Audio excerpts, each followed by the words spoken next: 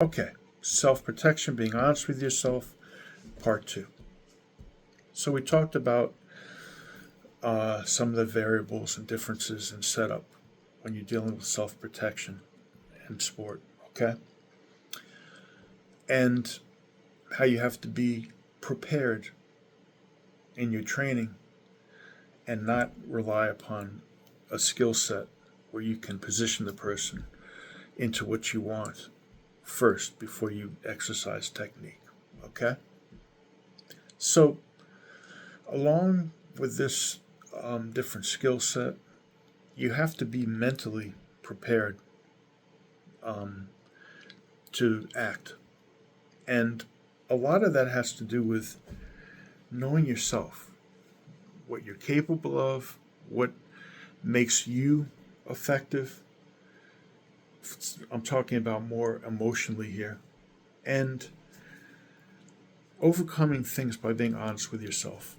So I thought of a good example for this.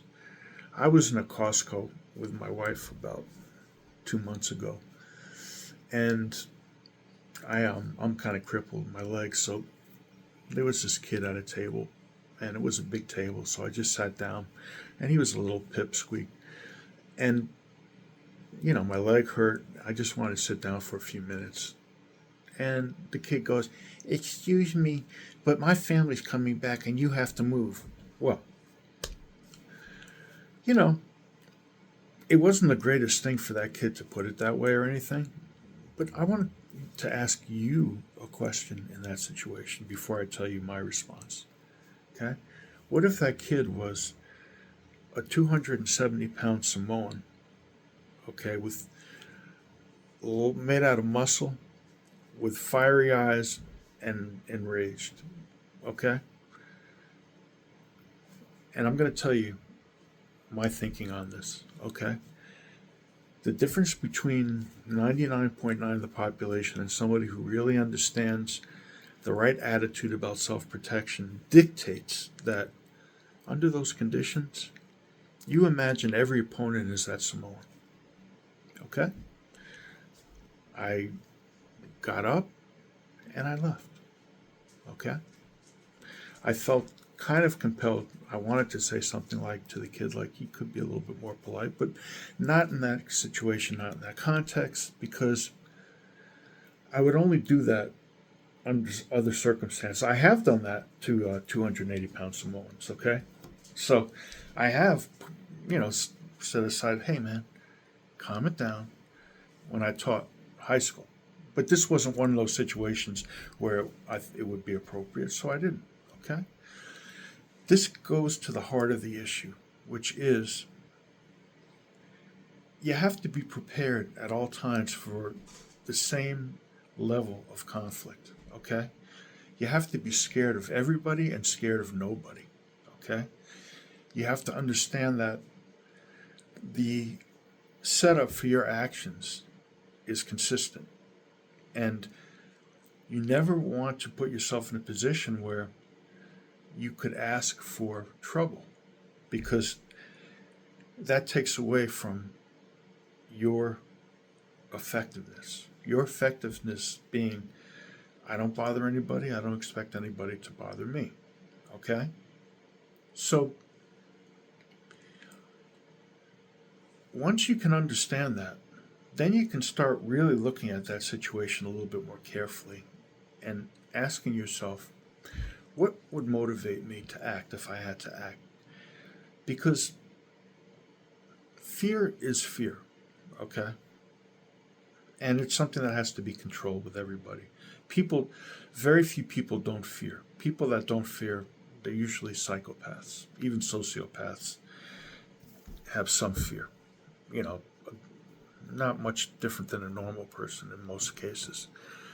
You know, but you have to learn how to act in spite of that, okay? Not to try to get rid of your fear. Now you're halfway to the problem.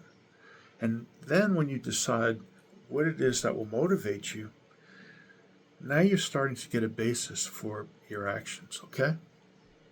In my case, I'm not that concerned about what somebody does to me per se. I'm more concerned about the people I love, my friends, family, and people being bullied. I hate bullies with a passion. Those are the things that motivate me. Okay? And once you understand that, now you have a basis for action. And you build upon that. You build your courage, you build your technique, and your understanding. Okay? So now that you have a psychological basis, you have to understand the totality of circumstances in a self preservation, evolving conflict. And again, I'm going to give you a preface for this with a little bit of an axiom. It's been said that the best martial artists in the world are bodyguards. Why is that? Bodyguards have to be able to anticipate. They have to operate from a state of being one step behind at all times. Okay? So, and I'm not talking about one step behind in the local nursery school, okay? We're talking about one step behind in a situation where somebody might try to assassinate their charge, right? Might try to create a diversion, all kinds of things, all kinds of strategies. So, if you train with the attitude, understanding about a bodyguard's dilemma, again, you've given yourself another toolkit to work with, okay?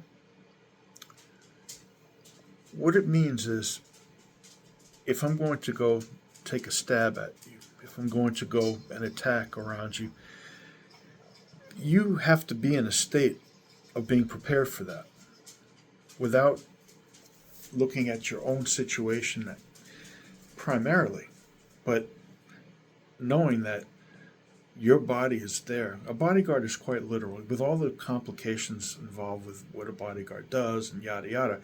You are basically putting your body between you and the person that you're protecting. Okay, at the most in-choate level. So now you're at the situation where you can't just look after yourself. If somebody has maybe made a cut at you and you've been able to do something where now you can create more distance, you can't just automatically function along those lines. Understanding that will give you now a way to visualize how you have to prepare yourself with your physical skills. Now, first thing I want to ask you is, if you're a bodyguard and you know what motivates you, in this case, you're guarding somebody and it's a professional thing, okay? And you've learned how to let that motivate you. Do you think that if somebody's going to try to attack your charge, and you probably with more than one person, are you going to take them down and put them into a kimura? Are you going to try to be defensive, create distance by blocking, stepping out of the way until you find a point where you can step in with a nice reverse punch? Okay? You see where I'm going with this, folks? Now you can start to see what you cannot do, and you can start to focus on what you can do. And that will be what we deal with in this final installment of this series. Hang tight.